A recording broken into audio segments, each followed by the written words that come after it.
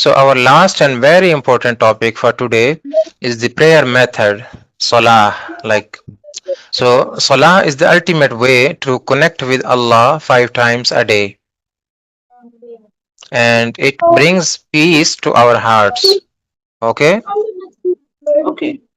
So today we won't rush. We will just learn the very first basic steps like how to stand properly with respect and how to begin our prayer with the beautiful words Allahu Akbar, like takbir ya tahrima. Okay?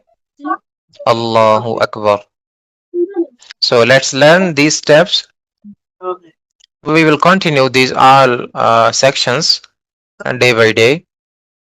Also du'as, kalmas and prayer method and foundational Islamic studies also. We will cover everything step by step, inshallah. That is all for our session today. Practice what we learned, and I look forward to seeing you in our next class, inshallah. Have a blessed day.